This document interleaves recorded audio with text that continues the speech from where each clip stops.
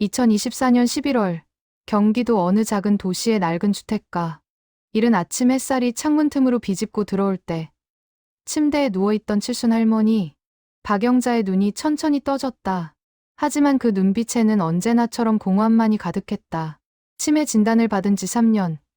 이제 그녀의 기억은 고작 5분도 버티지 못하는 상태였다. 거실에서는 장남 민수가 출근 준비를 하고 있었다. 40대 중반의 그는 매일 아침 어머니 방문을 열기 전 한숨부터 쉬었다. 오늘 아침도 어김없이 똑같은 질문을 반복할 어머니를 떠올리면 가슴이 먹먹해졌다. 하지만 그는 억지로라도 미소를 지으며 방문을 두드렸다. 엄마, 주무셨어요? 박영자는 아들을 바라보며 낯선 사람을 대하듯 조심스럽게 물었다. 누구세요? 여긴 어디죠? 민수의 얼굴에 스치는 아픔을 애써 감추며 그는 대답했다. 엄마, 저 민수예요. 아들. 그러나 5분 후, 박영자는 다시 같은 질문을 했다. 그리고 또 5분 후, 그녀는 또다시 아들이 누구인지 잊어버렸다. 이것이 박영자의 일상이었다.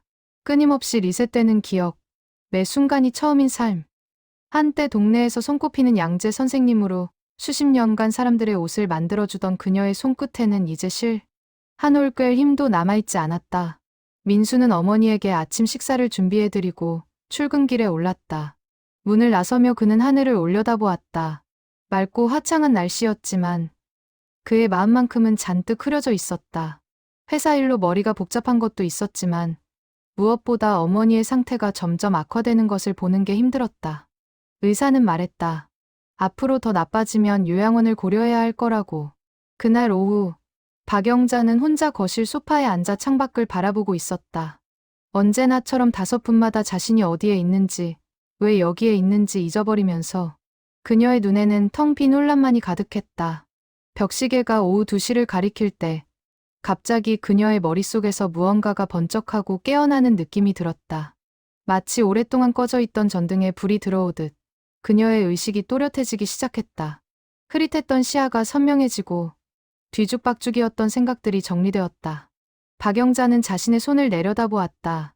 떨리던 손이 멈춰 있었다. 그리고 놀랍게도 그녀는 기억하고 있었다. 오늘 아침에 민수가 왔던 것을, 어젯밤에 무엇을 먹었는지를, 아니 그보다 더 오래전 일들까지. 그녀는 천천히 일어나 거울 앞으로 걸어갔다. 거울 속 자신의 얼굴을 보며 그녀는 중얼거렸다. 이게 무슨 일이지? 머릿속이 전에 없이 맑았다. 마치 3년 전, 치매 진단을 받기 전으로 돌아간 것 같았다. 아니, 어쩌면 더 또렷한 것 같기도 했다. 50년 전 결혼식 날의 기억, 아이들이 태어났을 때의 감동, 남편과 함께 작은 양재점을 열었던 날의 설렘까지 모든 것이 생생하게 되살아났다. 박영자는 달력을 보았다. 11월 27일 화요일. 그리고 어떤 확신이 그녀의 마음속에 자리 잡았다. 이 명료함은 오래가지 않을 것이다. 기적처럼 찾아온 이 순간은 곧 사라질 것이다. 본능적으로 그녀는 알 수 있었다. 자정이 되면, 하루가 끝나면 다시 그 어둠 속으로 돌아가게 될 것이라는 것을. 그녀는 서둘러 방으로 들어가 옷장을 뒤졌다. 가장 안쪽 깊은 곳에서 작은 수첩 하나를 꺼냈다. 30년 전 그녀가 혼자만의 꿈을 적어두었던 낡은 수첩. 페이지를 넘기자 바랜 글씨로 적힌 문장들이 보였다. 평생 하고 싶은 일들이라는 제목 아래 쓰여진 소박한 소망들. 바닷가에서 일출 보기, 젊었을 때 입던 드레스 다시 입어보기, 옛 친구 만나기, 손주들에게 마지막 선물 주기. 박영자의 눈에 눈물이 맺혔다. 평생을 가족을 위해 살았던 그녀는 정작 자신을 위한 시간을 가져본 적이 없었다. 항상 누군가의 엄마로, 누군가의 아내로, 누군가의 할머니로 살아왔다. 그리고 이제 마지막으로 주어진 이 하루만큼은 온전히 자신의 것으로 만들고 싶었다. 그녀는 조용히 결심했다. 가족들에게는 알리지 않겠다고. 아들과 며느리에게 짐이 되고 싶지 않았다. 그들은 이미 충분히 지쳐 있었다. 대신 이 하루 동안 박영자는 자신을 위해 살기로 했다. 그리고 마지막에는 사랑하는 가족들에게 진심을 담은 작별 인사를 남기기로 마음먹었다. 시계를 다시 보니 오후 2시 10분. 그녀에게 남은 시간은 약 10시간. 박영자는 깊게 숨을 들이쉬었다. 그리고 가방을 챙기기 시작했다. 지갑, 휴대폰, 그리고 그 낡은 수첩. 현관문을 나서기 전 그녀는 한 번 더 집 안을 둘러보았다. 평생을 함께한 이 공간이 새삼 소중하게 느껴졌다. 다녀올게요. 그녀는 빈집을 향해 작게 인사하고는 문을 열었다. 70평생 처음으로 박영자는 완전히 자유로운 하루를 맞이하려 하고 있었다. 오후 2시 30분. 박영자는 버스 정류장에 서 있었다. 손에는 동해안행 시외버스 표가 들려 있었다. 수첩의 첫 번째 항목. 바닷가에서 일출 보기를 실행하기 위해서였다. 물론 지금은 오후라 일출을 볼 수 없었지만 그녀는 생각했다. 내일 새벽까지 기억이 남아있을 리 없으니 지금 당장 바다를 보러 가야 한다고. 버스에 올라타자 차창 밖으로 익숙한 풍경들이 흘러갔다. 30년을 살았던 이 동네의 모든 골목길이 그녀의 눈에 선명하게 담겼다. 저기는 아이들이 어렸을 때 자주 가던 문방구, 저 모퉁이는 남편과 손잡고 걷던 길. 모든 것이 또렷했다. 그녀는 창밖을 보며 조용히 눈물을 닦았다. 3시간의 버스 여행 끝에 박영자는 동해안의 작은 해변 도시에 도착했다. 오후 5시 30분. 석양이 지기 시작하는 시간. 그녀는 천천히 바닷가를 향해 걸었다. 찬바람이 불어왔지만 그녀는 개의치 않았다. 코끝으로 스며드는 짭조름한 바다 냄새가 오히려 상쾌하게 느껴졌다. 모래사장에 도착하자 넓은 수평선이 눈앞에 펼쳐졌다. 박영자는 신발을 벗고 맨발로 모래를 밟았다. 차가운 모래의 감촉이 발바닥을 타고 전해졌다. 그녀는 파도가 밀려오는 곳까지 걸어갔다. 물이 발등을 적셨다. 얼음장같이 차가웠지만 그 순간만큼은 자신이 살아있음을 온몸으로 느낄 수 있었다. 이렇게 아름다운 거였구나. 그녀는 중얼거렸다. 평생 바다를 보고 싶었지만 항상 집안일, 가게일, 손주 돌보기에 시간을 빼앗겼었다. 언제나 나중에를 외쳤지만 그 나중은 결국 오지 않았다. 아니, 이렇게 찾아왔다. 마지막 하루의 형태로. 석양이 수평선 너머로 천천히 가라앉고 있었다. 하늘은 주황빛, 분홍빛, 보라빛으로 물들어갔다. 박영자는 그 장면을 눈에 담으려 애썼다. 내일이면 이 기억조차 사라질 테니까. 하지만 지금 이 순간만큼은 이 아름다움이 자신의 것이었다. 해변의 작은 카페에 들어간 그녀는 따뜻한 차 한 잔을 주문했다. 창가 자리에 앉아 어두워지는 바다를 바라보며 그녀는 핸드폰을 꺼냈다. 민수에게서 걸려온 부재중 전화가 3통이나 있었다. 아마 집에 없는 것을 알고 놀랐을 것이다. 그녀는 짧은 문자를 보냈다. 괜찮아. 산책 중이야. 몇 분 후 민수에게서 답장이 왔다. 엄마, 어디세요? 걱정됐어요. 집에 계셔야죠. 박영자는 쓸쓸하게 미소 지었다. 착한 아들이었다. 너무 착해서 자신을 희생하며 어머니를 돌보고 있었다. 하지만 오늘만큼은, 이 하루만큼은 아들에게 방해받고 싶지 않았다. 그녀는 다시 문자를 보냈다. 금방 갈게. 걱정 마. 거짓말이었다. 아직 그녀에게는 할 일이 많이 남아 있었다. 차를 마시며 그녀는 수첩을 다시 펼쳤다. 2번째 항목이 눈에 들어왔다. 젊었을 때 입던 드레스 다시 입어보기. 그녀는 시계를 보았다. 오후 6시 40분. 아직 시간은 있었다. 카페를 나선 박영자는 근처 쇼핑거리를 걸었다. 작은 부티크들이 줄지어 있었다. 한 가게 쇼윈도에 걸린 우아한 원피스가 그녀의 눈길을 사로잡았다. 진한 와인색의 벨벳 드레스였다. 50년 전, 그녀가 결혼 전 입었던 드레스와 비슷한 스타일이었다. 그녀는 망설임 없이 가게로 들어갔다. 젊은 점원이 놀란 표정으로 그녀를 바라봤지만 박영자는 당당하게 말했다. 저 드레스 입어볼 수 있을까요? 탈의실에서 드레스를 입는 동안 그녀의 손이 떨렸다. 거울 앞에 선 자신의 모습을 보자 눈물이 흘렀다. 주름진 얼굴, 구부정한 어깨, 거칠어진 손. 하지만 그 드레스를 입은 순간 그녀는 다시 25살의 박영자가 된 것 같았다. 꿈 많고 희망 가득했던 그 시절의 자신. 아주 잘 어울리세요. 점원이 진심 어린 목소리로 말했다. 박영자는 고개를 끄덕이며 지갑을 꺼냈다. 평생 모아둔 돈 중 일부였지만 오늘만큼은 자신을 위해 쓰고 싶었다. 드레스를 구입한 그녀는 그것을 입은 채로 가게를 나왔다. 길을 걷는 동안 지나가는 사람들이 그녀를 쳐다봤지만 그녀는 신경 쓰지 않았다. 밤 8시, 박영자는 해변의 작은 레스토랑에 들어갔다. 창가 자리에 앉아 혼자 저녁 식사를 주문했다. 생선 요리와 와인 한 잔. 평생 가족들 밥만 차려주고 자신을 위한 식사는 해본 적 없었던 그녀에게 이 순간은 너무나 낯설면서도 특별했다. 음식이 나오고 그녀는 천천히 맛을 음미했다. 창밖으로는 칠흑같이 어두운 바다가 보였다.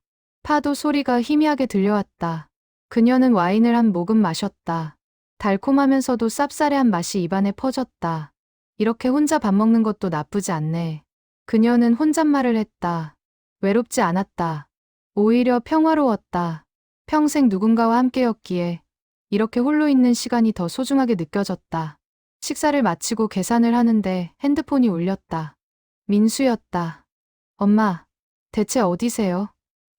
이제 밤인데 집에 안 들어오시면 어떡해요? 목소리에 걱정과 짜증이 섞여 있었다. 박영자는 차분하게 대답했다. 민수야, 엄마 괜찮아. 조금만 더 있다 갈게. 엄마, 치매 있으시잖아요.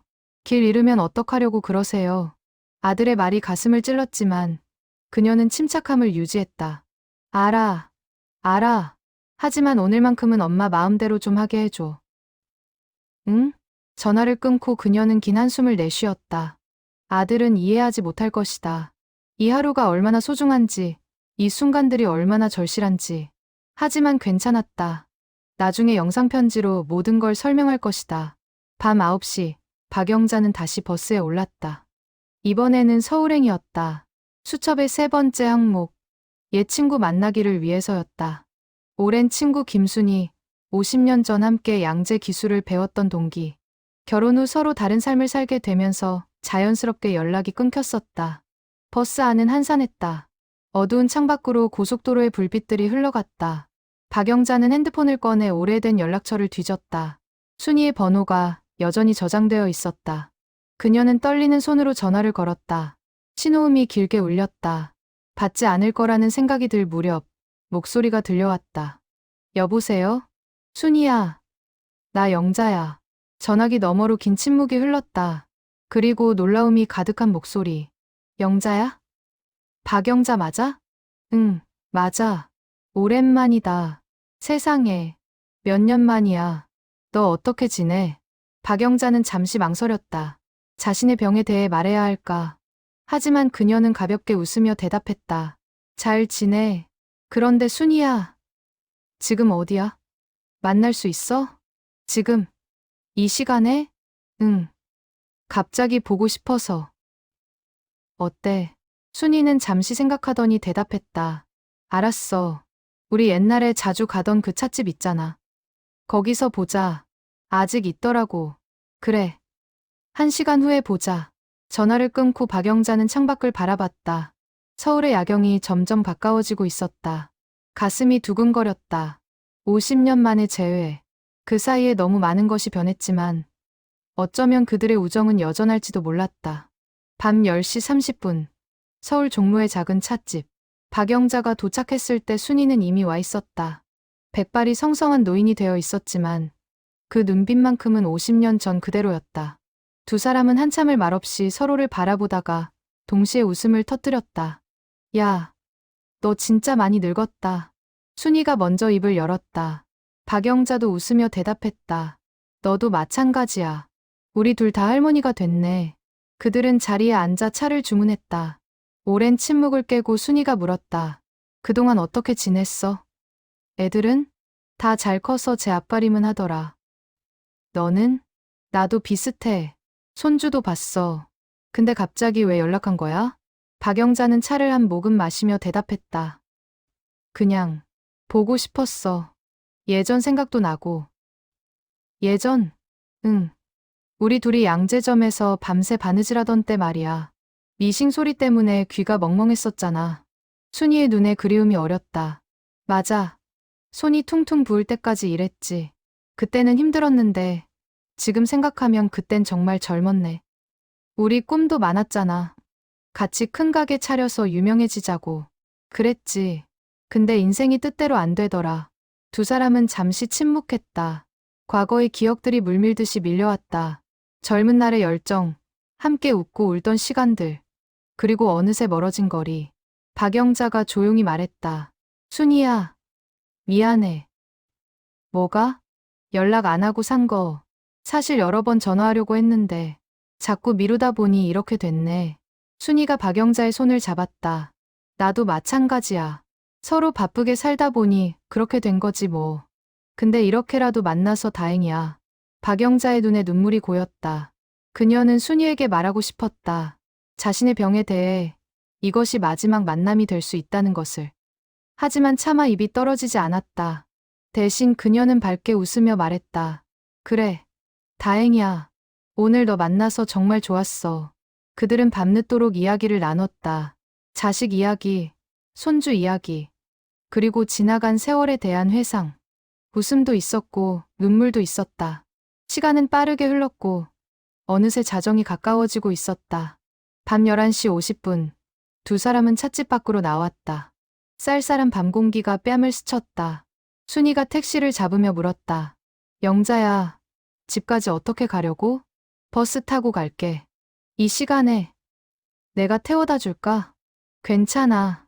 나 혼자 갈 수 있어. 순이는 걱정스러운 눈으로 박영자를 바라봤다. 무언가 이상함을 느낀 듯했다. 하지만 묻지 않았다. 대신 그녀는 박영자를 꽉 껴안았다. 자주 연락하자. 약속해. 박영자도 순이를 안으며 대답했다. 그래. 약속할게. 거짓말이었다. 내일이면 그녀는 다시 모든 것을 잊을 것이다. 순이의 얼굴도, 오늘 밤의 대화도, 이 따뜻한 포옹도. 하지만 지금 이 순간만큼은 진심이었다. 박영자는 순이가 택시를 타고 떠나는 모습을 지켜봤다. 빨간 후미등이 어둠 속으로 사라질 때까지. 자정 직전, 박영자는 편의점에 들어갔다. 형광등 불빛 아래 진열된 상품들을 둘러보며 그녀는 수첩의 마지막 항목을 떠올렸다. 손주들에게 마지막 선물 주기. 하지만 이미 자정이 가까워 손주들을 직접 만날 시간은 없었다. 대신 그녀는 다른 방법을 생각해냈다. 그녀는 예쁜 편지지와 펜을 샀다. 그리고 근처 24시간 카페로 향했다. 한산한 카페 구석 자리에 앉아 그녀는 편지를 쓰기 시작했다. 첫 번째는 큰손자 지훈에게. 지훈아, 할머니야, 너 지금 고등학생이지? 공부하느라 힘들지? 할머니가 내 나이 때는 전쟁 끝나고 얼마 안 됐을 때라 배우고 싶어도 배울 수 없었어. 그래서 너희들이 공부하는 모습 보면 할머니는 정말 대견하단다. 힘들어도 포기하지 마. 할머니가 항상 응원할게. 사랑한다. 우리 지훈이. 두 번째는 작은 손녀 서연에게. 서연아, 할머니 예쁜 우리 공주. 너 그림 그리는 거 좋아하지? 할머니도 젊었을 때 옷 만드는 게 좋았어. 뭔가를 창조한다는 건 정말 멋진 일이야. 내 꿈을 꼭 이루렴. 할머니가 하늘에서 지켜볼게. 사랑해, 서연아. 편지를 쓰는 동안 그녀의 눈물이 종이 위에 떨어졌다. 얼룩진 글씨를 보며 그녀는 씁쓸하게 웃었다. 내일이면 이 순간조차 기억하지 못할 것이다. 손주들의 얼굴도, 그들에게 하고 싶었던 말들도 모두 사라질 것이다. 시계를 보니 자정 20분 전이었다. 박영자는 서둘러 편지를 봉투에 넣고 자리에서 일어났다. 아직 하나 남은 일이 있었다. 가장 중요한 일. 가족들에게 남길 영상편지. 그녀는 카페 밖으로 나와 한적한 공원 벤치에 앉았다. 핸드폰을 꺼내 영상 녹화 버튼을 눌렀다. 화면 속 자신의 얼굴이 보였다. 지친 듯 보였지만 눈빛만큼은 또렷했다. 그녀는 깊게 숨을 들이쉬고 말하기 시작했다. 민수야, 며느리, 그리고 우리 손주들.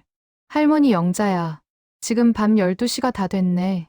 너희들 자정 넘으면 할머니가 어떻게 되는지 알지? 다시 기억을 잃어버려. 5분마다 모든 걸 잊는 그 상태로 돌아가. 그녀는 잠시 말을 멈추고 눈물을 닦았다. 오늘 하루는 기적이었어. 갑자기 모든 기억이 돌아왔거든.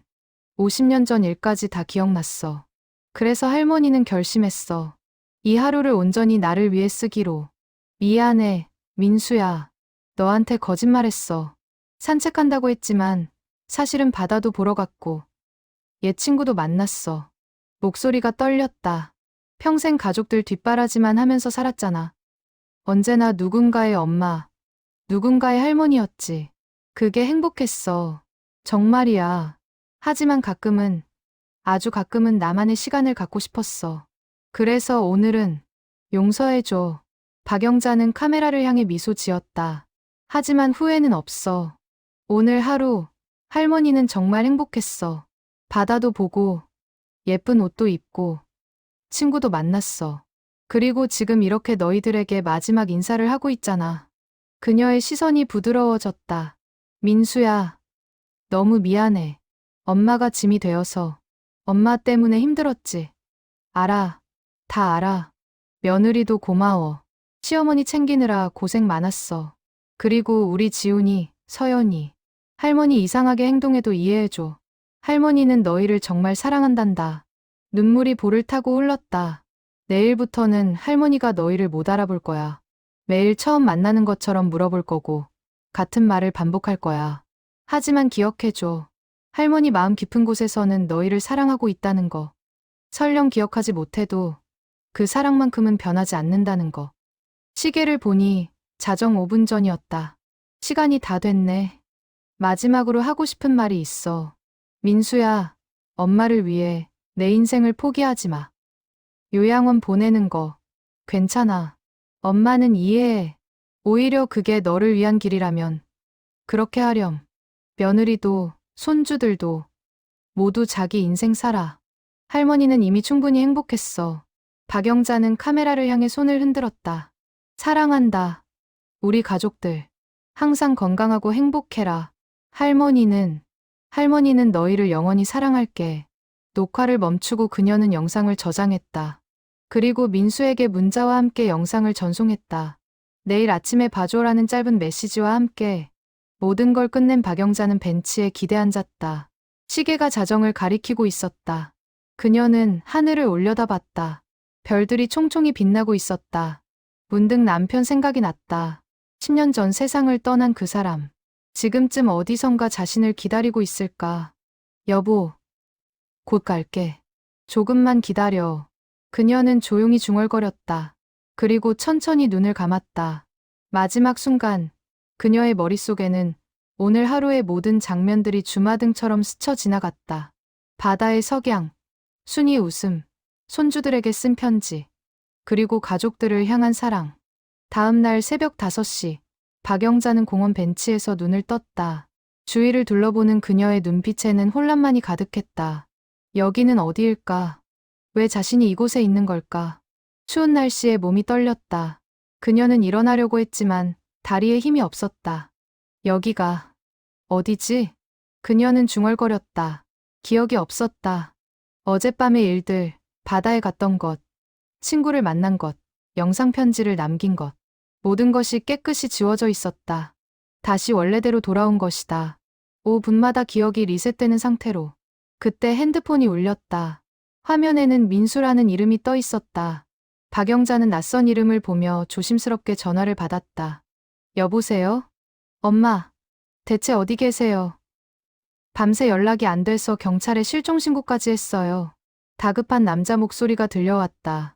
박영자는 당황하며 대답했다. 저기, 누구세요? 전화기 너머로 긴 한숨이 들렸다. 엄마, 저 민수예요. 아들, 위치 보내드릴게요. 거기 그대로 계세요. 지금 바로 갈게요. 전화가 끊어졌다. 박영자는 핸드폰을 내려다보며 혼란스러워했다. 아들? 자신에게 아들이 있었던가. 기억이 나지 않았다. 5분 후, 그녀는 왜 자신이 핸드폰을 들고 있는지조차 잊어버렸다. 30분 후, 민수가 도착했다. 그는 벤치에 앉아 멍하니 있는 어머니를 보자 가슴이 무너지는 것 같았다. 밤새 찾아 헤맸던 어머니가 이렇게 추운 공원에서 밤을 보낸 것이다. 그는 어머니에게 다가가 재킷을 벗어 입혀주었다. 엄마, 괜찮으세요? 박영자는 낯선 남자를 보며 움츠러들었다. 누구세요? 저한테 왜? 엄마, 저예요. 민수. 아들. 민수는 어머니의 손을 잡았다. 얼음장처럼 차가웠다. 그는 어머니를 부축해 일으켰다. 박영자는 불안한 눈으로 주위를 둘러보며 그의 안내를 받아 차에 올랐다. 집으로 가는 동안 그녀는 계속 물었다. 여기가 어디예요? 우린 어디 가는 거죠? 집에 가는 거예요. 엄마. 제 집이 어디인데요? 민수는 대답하지 않았다. 목이 메었다. 운전하면서 그는 어젯밤 어머니가 보낸 영상을 떠올렸다. 새벽에 그 영상을 보고 그는 울었다. 어머니의 마지막 하루가 얼마나 소중했는지, 그리고 자신이 얼마나 무심했는지 깨달았기 때문이다. 집에 도착하자 며느리 수진이 현관에서 기다리고 있었다. 그녀의 눈도 빨갛게 충혈되어 있었다. 그녀도 영상을 봤던 것이다. 수진은 박영자를 맞이하며 부드럽게 말했다. 어머니, 오셨어요. 들어오세요. 박영자는 낯선 집을 둘러보며 조심스럽게 걸어 들어갔다. 거실 소파에 앉자 따뜻한 차가 나왔다. 그녀는 차를 마시며 계속 주위를 두리번거렸다. 모든 것이 낯설었다. 5분 후, 그녀는 왜 자신이 이 집에 있는지 잊어버렸다. 아침 8시, 민수는 회사에 휴가를 내고 어머니 곁에 앉아 있었다. 박영자는 몇 번이고 같은 질문을 반복했다. 여기가 어디죠? 당신은 누구세요?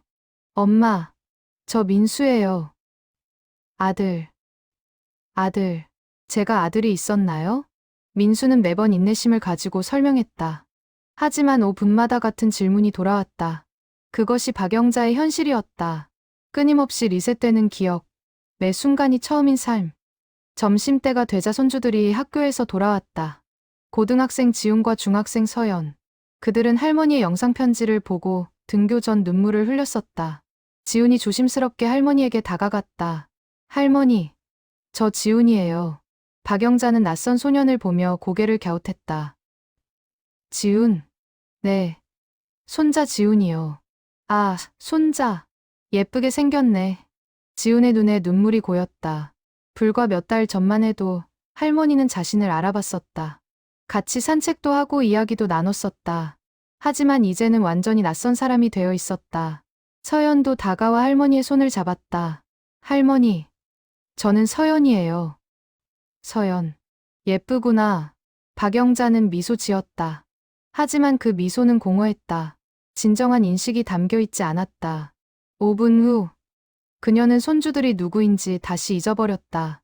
민수는 아이들을 데리고 거실을 나왔다. 부엌에서 그는 아이들에게 말했다.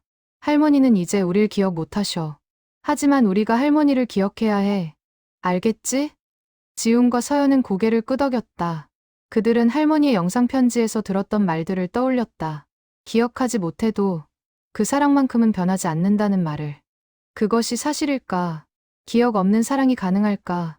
오후가 되자 민수는 중요한 결정을 내려야 했다. 의사와의 상담 약속이 있었다. 요양원 입소에 관한 것이었다.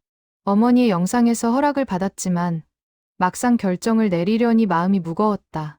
수진이 남편의 손을 잡았다. 여보, 어머니가 뭐라고 하셨어요? 우리 인생도 살라고.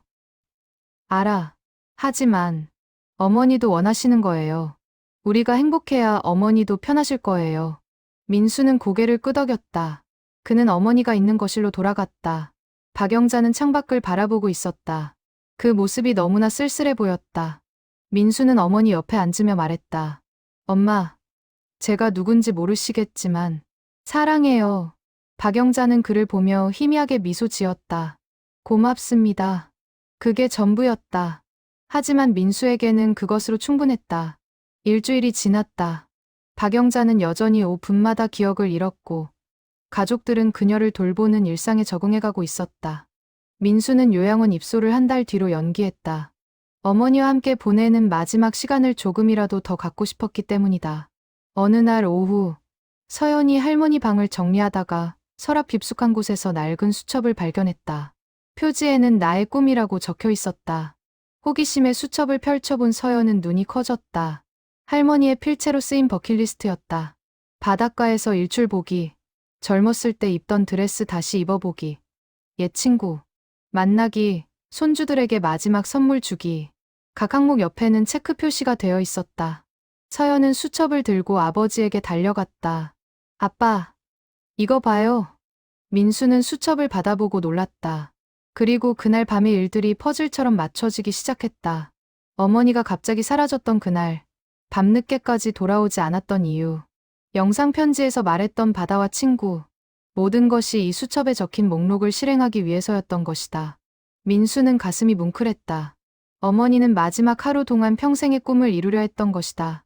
그는 수첩을 조심스럽게 넘겼다. 마지막 페이지에는 가족들에게 쓴 짧은 메시지가 있었다. 미안해요. 그리고 고마워요. 내 인생은 행복했어요. 민수의 눈에 눈물이 맺혔다. 그는 수첩을 가슴에 꼭 안았다. 그리고 결심했다. 어머니의 마지막 소원을 제대로 이루어드리지 못한 것을 보상하기 위해 남은 시간 동안 최선을 다해 어머니를 돌보기로. 다음 날 민수는 가족회의를 열었다. 수진과 아이들을 모아놓고 할머니의 수첩을 보여줬다. 우리 할머니가 그날 밤 이 목록들을 이루기 위해 돌아다니신 거예요. 혼자서. 지훈이 수첩을 읽으며 말했다. 할머니 대단하시다. 치매 상태에서 이 모든 걸 하셨다니. 치매가 아니었어. 민수가 정정했다. 그날 하루만큼은 할머니가 정상이셨어. 기적처럼 기억이 돌아왔던 거지. 그래서 마지막 하루를 이렇게 보내신 거고. 서연이 조용히 말했다. 그럼 할머니는 아셨던 거네요. 다시 치매로 돌아간다는 걸. 그래. 침묵이 흘렀다. 모두가 그날 밤 할머니가 느꼈을 감정을 상상하려 애썼다. 마지막이라는 것을 알면서도 혼자 힘으로 꿈을 이루려 했던 70 노인의 용기를. 수진이 먼저 입을 열었다. 여보, 우리 어머니 위해 뭔가 해드려요. 수첩에 있는 것들 말고도 어머니가 좋아하실 만한 일들을. 어떤 거? 어머니 젊었을 때 사진들 모아서 앨범 만들어드리는 건 어때요?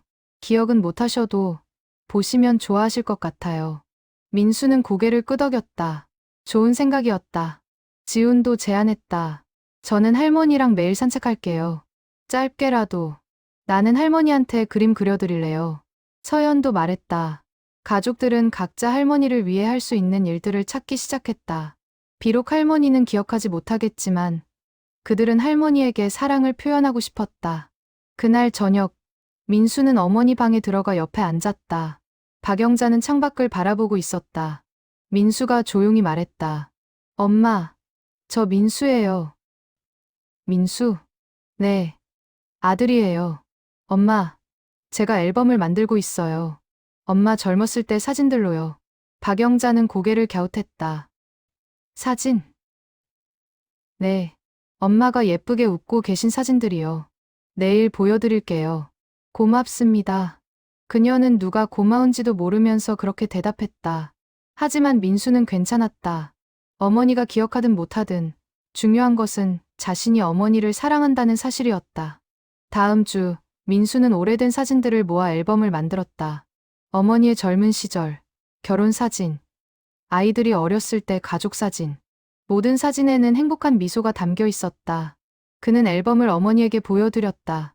엄마, 이거 보세요. 이게 엄마 젊었을 때 모습이에요. 박영자는 사진을 들여다봤다. 낯선 얼굴이었지만 묘하게 친근한 느낌이 들었다. 그녀는 사진 속 여자의 미소를 보며 자신도 모르게 미소 지었다. 예쁘네요. 엄마가 제일 예뻤어요. 민수가 말했다. 박영자는 고개를 끄덕이며 계속 사진을 넘겼다.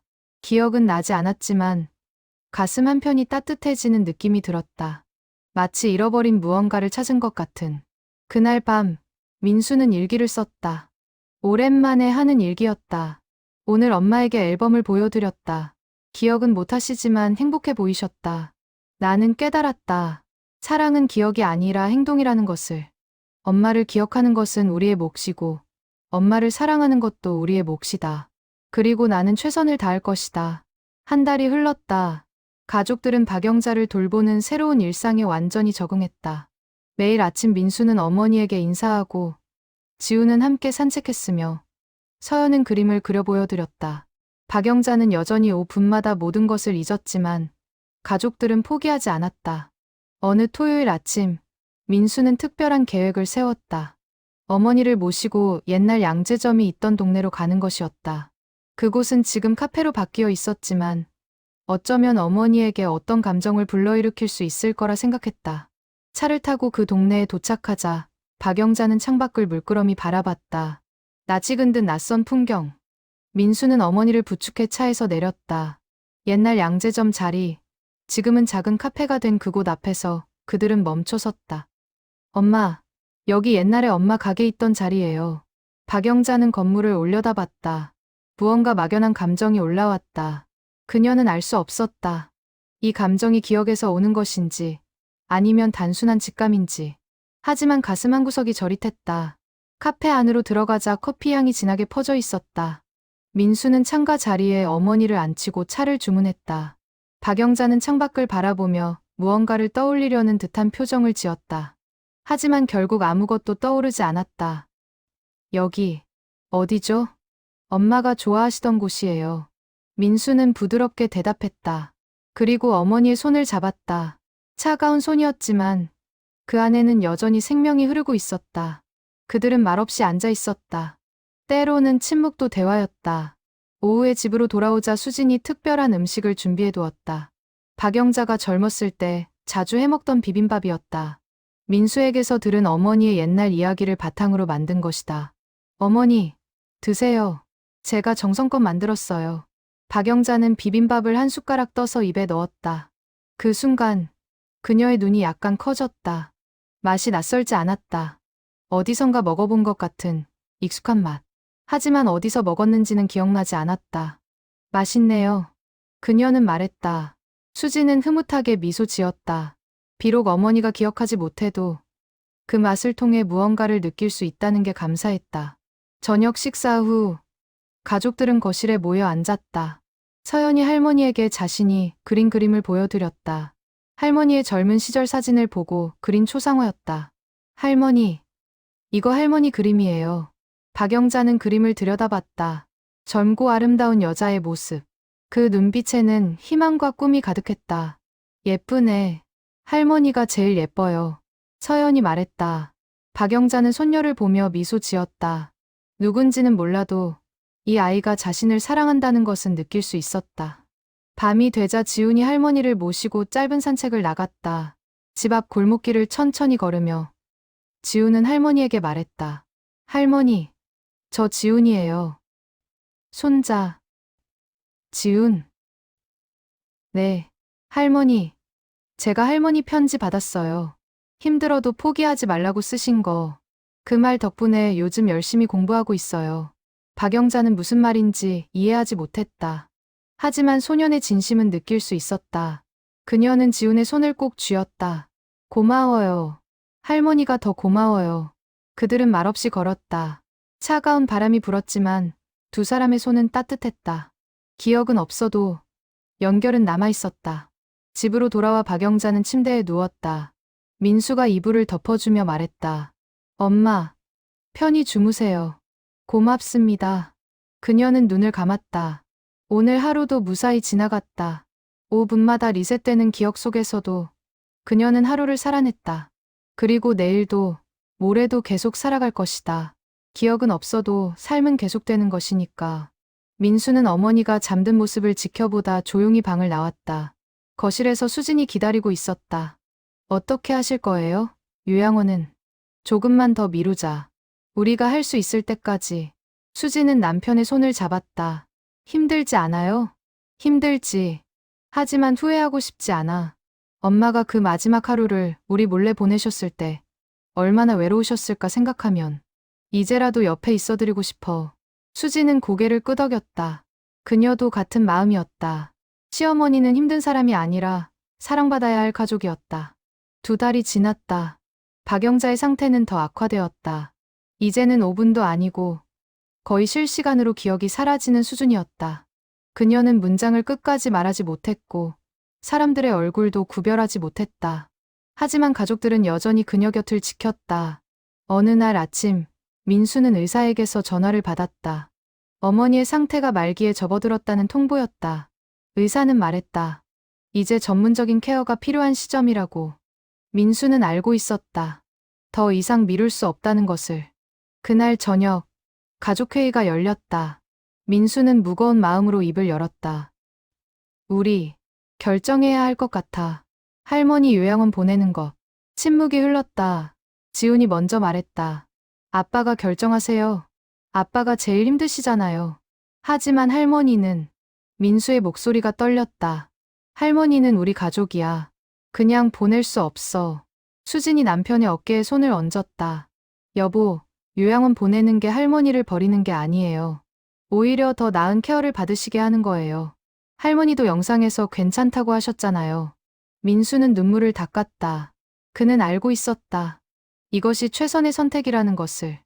하지만 마음이 무너지는 것 같았다. 어머니를 집에서 보내드리지 못한다는 죄책감이 그를 짓눌렀다. 알아. 알아. 하지만 한 가지만 약속하자. 자주 찾아뵙기로.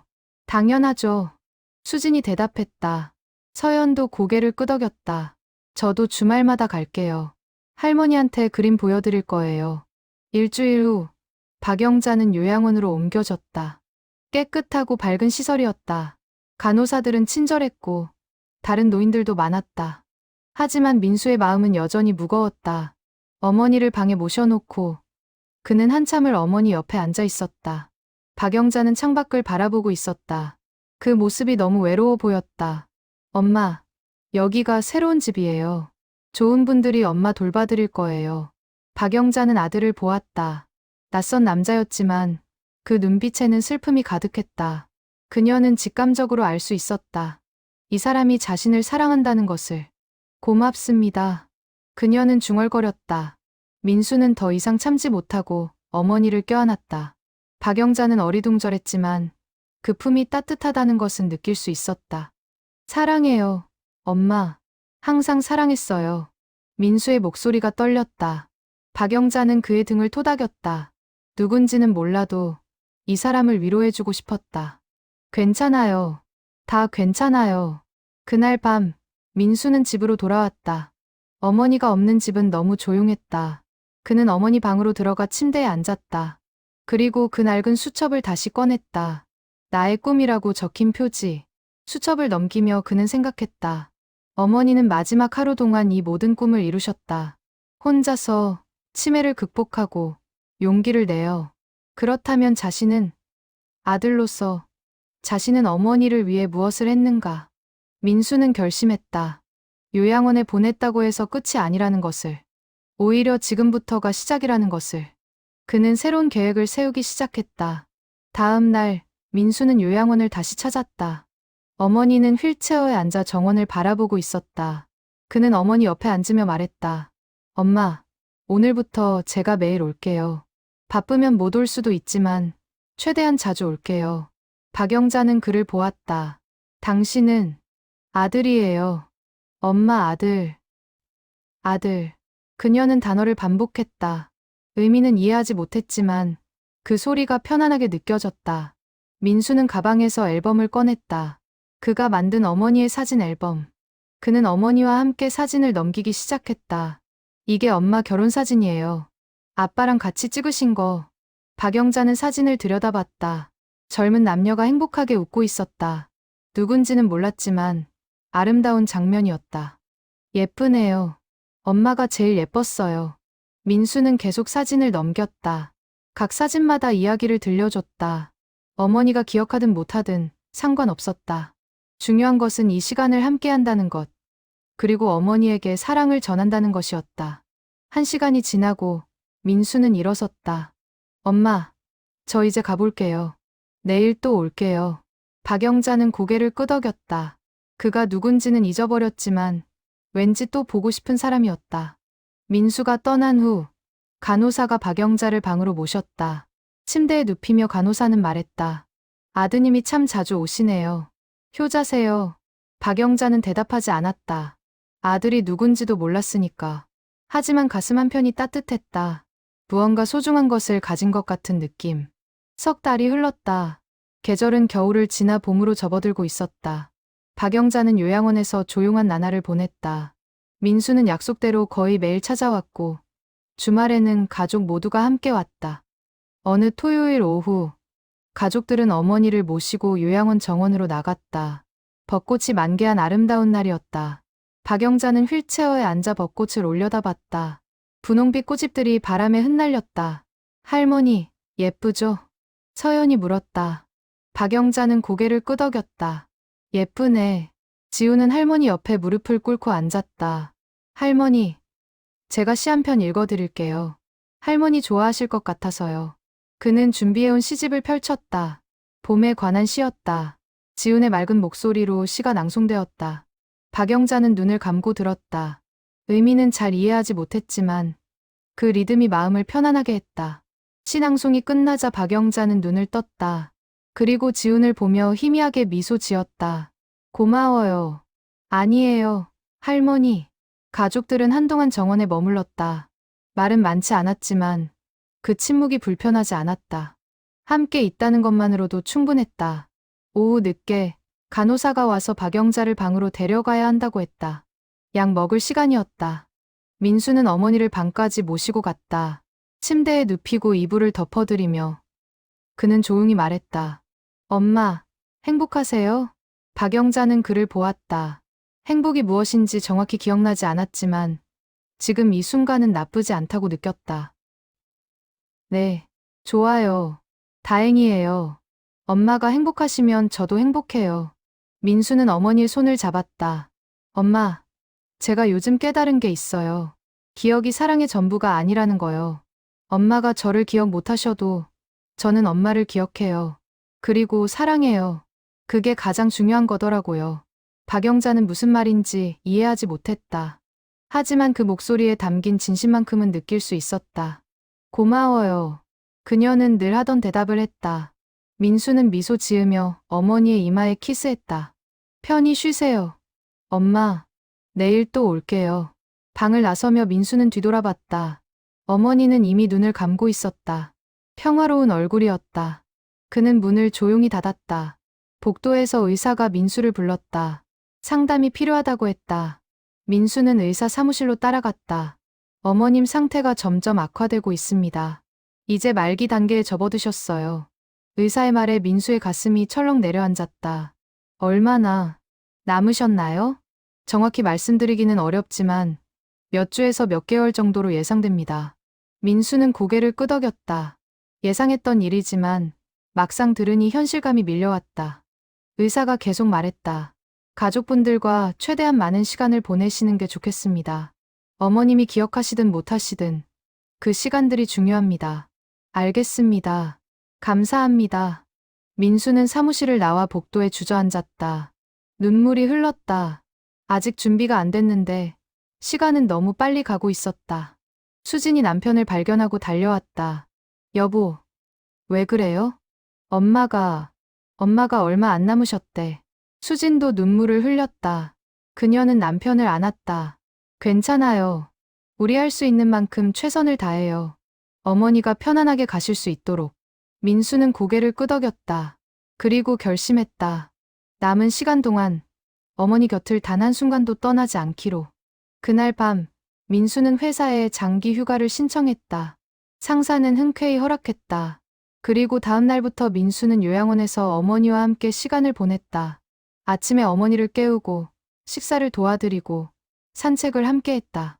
비록 어머니는 매번 그를 처음 보는 사람처럼 대했지만 민수는 개의치 않았다. 중요한 것은 함께 있다는 것, 그리고 사랑을 나눈다는 것이었다. 한 주가 지나고 지훈과 서연도 학교를 쉬고 할머니를 찾아왔다. 그들은 할머니와 함께 그림을 그리고 음악을 들었다. 박영자는 여전히 그들이 누군지 몰랐지만 그들과 함께 있는 시간이 행복했다. 어느 날 오후, 박영자는 갑자기 민수의 손을 꼭 잡았다. 그리고 그의 눈을 똑바로 보았다. 마치 무언가를 전하고 싶은 듯한 표정이었다. 당신, 누구세요? 저는 민수예요. 엄마 아들. 박영자는 고개를 갸웃했다. 그리고 조용히 말했다. 고마워요. 옆에 있어줘서. 그 순간 민수는 느꼈다. 어머니가 비록 기억은 못해도 자신의 존재를 느끼고 있다는 것을. 그것만으로도 충분했다. 봄이 깊어지던 어느 날, 박영자는 조용히 눈을 감았다. 가족들이 모두 지켜보는 가운데 그녀는 평화롭게 마지막 숨을 거뒀다. 고통도 두려움도 없는 편안한 죽음이었다.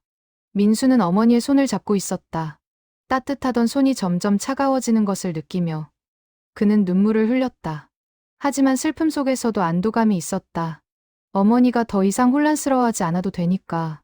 더 이상 기억을 잃어버리는 고통을 겪지 않아도 되니까. 엄마, 편히 쉬세요. 사랑해요. 그는 마지막 인사를 했다.